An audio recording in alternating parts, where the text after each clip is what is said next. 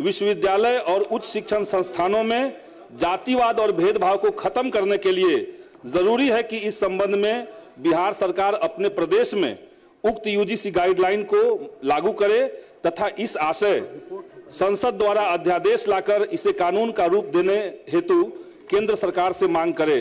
अतः हम इस अत्यंत लोक महत्व के प्रश्न पर सदन में यूजीसी इक्विटी गाइडलाइन को लागू करने का प्रस्ताव पारित करने की मांग करते हैं। प्रोसीडिंग से ब्राह्मण से हटा दिया जाए, प्रोसीडिंग से ब्राह्मण हटाया जाए।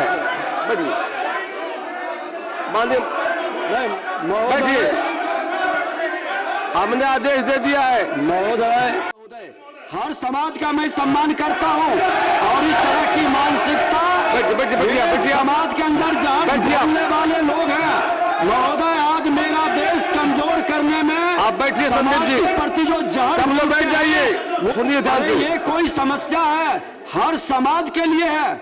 मैं भी टेक्निकल कॉलेज में पढ़ने गया था महोदय, उस समय सत्ता किसकी थी? मैं तो भूमिहार ब्राह्मण समाज से आता हूं महोदय। यही मुजफ्फरपुर में रैगिंग कराया गया, हॉस्टल से बाहर निकलने के लिए विवश किया गया महोदय।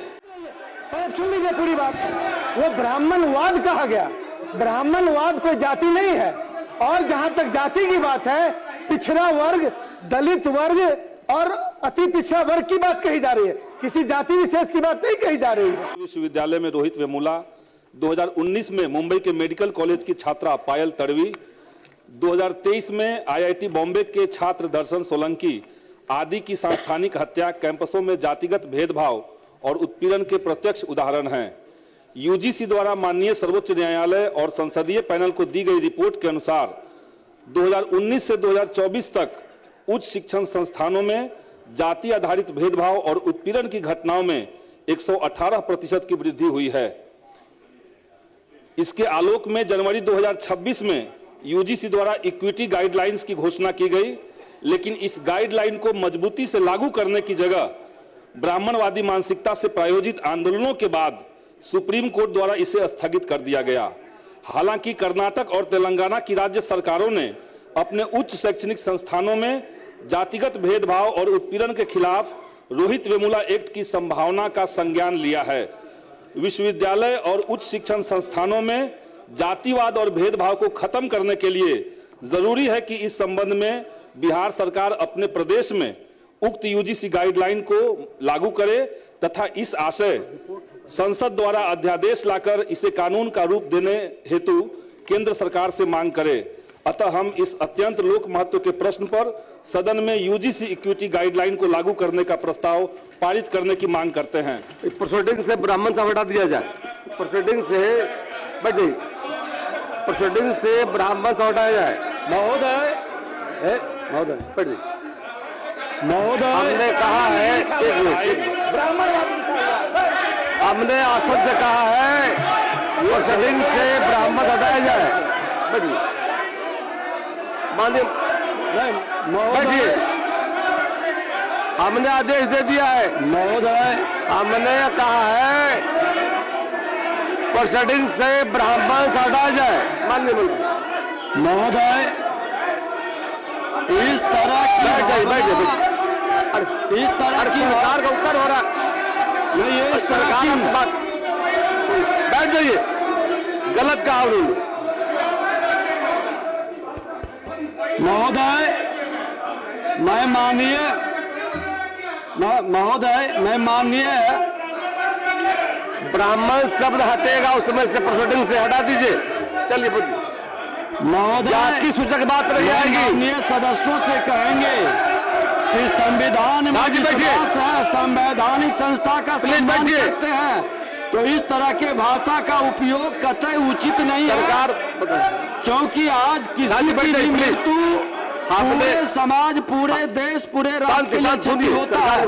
और हर समाज की सम्मान, जिसको संविधान में विश्वास है महोदय, जो संवैधानिक संस्था का सम्मान करते हैं, वो संविधान और संवैधानिक संस्था के निर्णय पर प्रश्न उठाकर ये संवैधानिक पद पर बैठकर संवैधानिक शपथ लेने वाले मानसिकता साफ झलकता है महोदय।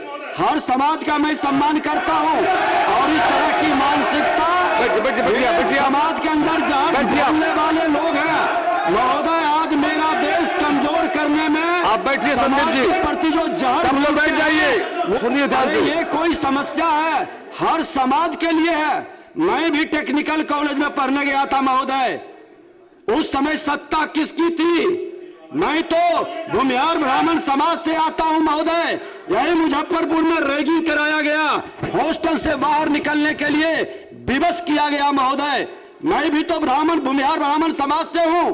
ये मानसिकता पर प्रश्न उठनी चाहिए, लेकिन जातिगत भेदभाव से ये बाबा भीमराव अंबेडकर के जाति विहीन समाज के सपना को तार तार करने की मानसिकता रखने वाले लोग राष्ट्र के हितैषी नहीं है महोदय। ये राष्ट्र को कमजोर करना चाहते हैं, ये समाज के साथ गद्दारी करते हैं। प्रभारी मंत्री विजय बाबू, प्रभारी मंत्री नगद विकास, प्रस्ताव रखिए। प्रस्ताव आपका है,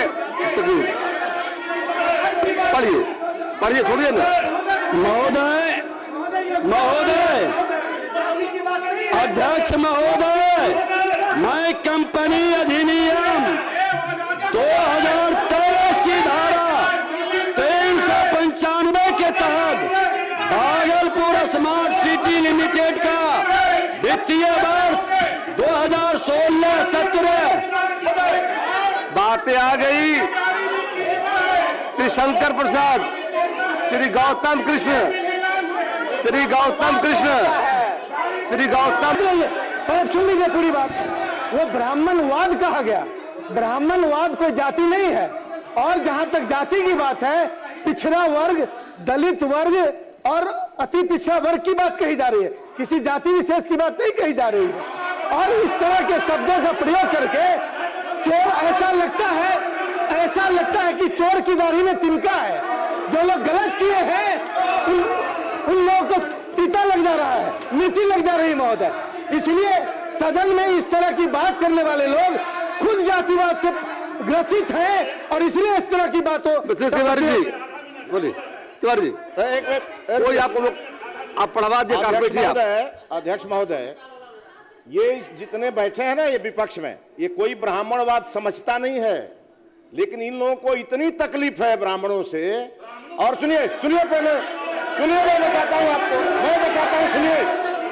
अध्यक्ष महोदय, जिस ब्राह्मण का बोल दिए अध्यक्ष महोदय, आपने बातों को रख दिया, अध्यक्ष महोदय, आपने अपनी बातों को रख दिया। जिस ब्राह्मण का पांव पखारने तीनों लोगों के स्वामी भगवान कृष्ण एक गरीब ब्राह्मण का पांव अपने आंसुओं से धोते हैं। जिस ब्राह्मण के बिना न शादी होती है न श्राद्ध होता है, जिस ब्राह्मण ने सुनिए, जिस ब्राह्मण ने आपकी बातों सुना है, अध्यक्ष आपकी बातों सुना, अध्यक्ष आलोक जी आपकी बातों सुना, मौका दिया हमने दिया है, हमने मौका दिया है। जिस ब्राह्मण ने मैंने मौका दिया हूँ, जिस ब्राह्मण ने भिक्षा मांगकर काशी हिंदू विश्वविद्यालय बना दिया, जहां पर आज करोड़ों छात्र पढ़ते हैं अध्यक्ष महोदय, और ये ब्राह्मण को खराब लगता है अध्यक्ष महोदय। श्री गौतम कृष्ण, गौतम कृष्ण बैठ जाइए। सारी बातें आ गई, सारी बात आ गई। वैशाली वरुणा ब्रिज से समस्तीपुर